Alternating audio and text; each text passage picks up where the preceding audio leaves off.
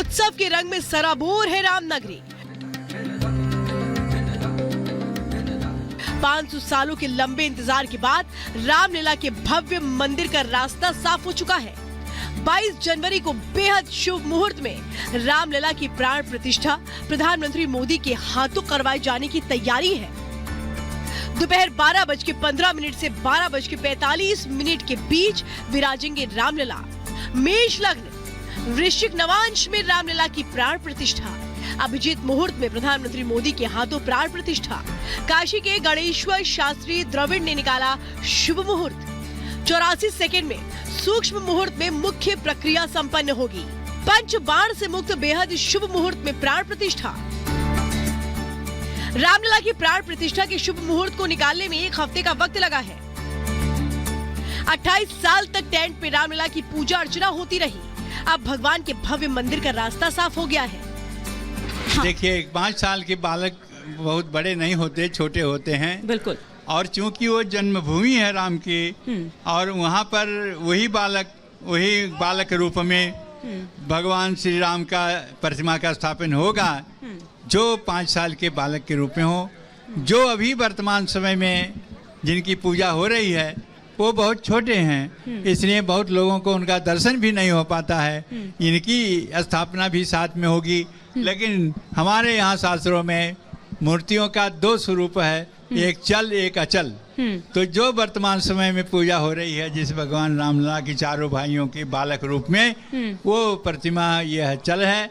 और जो प्रतिमा प्रतिष्ठित होगी और उनका जो प्राण प्रतिष्ठा होगा, वह प्रतिमा जो होगी वो अचल होगी।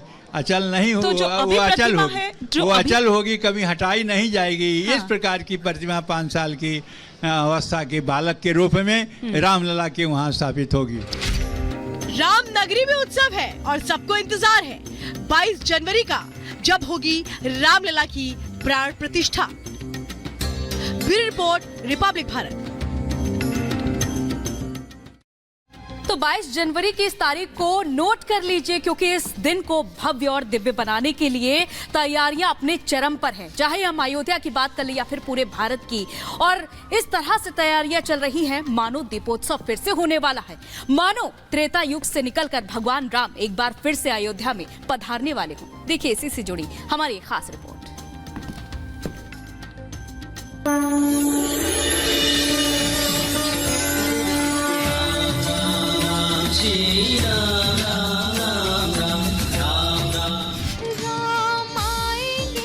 मंगल गीतों की स्वर लहरी, वैदिक मंत्रोच्चार,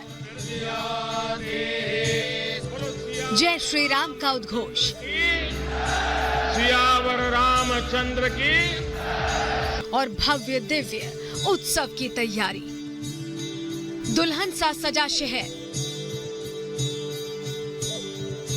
उमंग उत्साह से लबरेज लोग। सरयू किनारे बसे इस शहर को शायद इतना खुश पहले ही कभी देखा गया हो, और हो भी क्यों ना, सालों बाद फिर से अवध में राम आने वाले हैं। पूरा होने वाला है वो सपना जिसे देखते देखते कई पीढ़ियां, कई सदियां गुजर गईं। 28 वर्ष तक वहाँ पूजा अर्चना हुई, बड़ी समस्याएं रही, तमाम समस्याओं को झेलते हुए और पूजा अर्चना होती रही। लेकिन कठिनाइयाँ, चाहे गर्मी का हो, चाहे बरसात का हो, चाहे वो ठंडी का हो, सारी परेशानियां वहाँ झेलना पड़ता था। 500 वर्षों के तप और संघर्ष के बाद, परिश्रम के बाद, हमारे पूर्वजों द्वारा, महर्षियों द्वारा, हमारे ऋषियों द्वारा और हमारे उन सभी बलिदानियों द्वारा जो ये पल आया है, सच तो ये है, ये सत्य और न्याय की जीत है।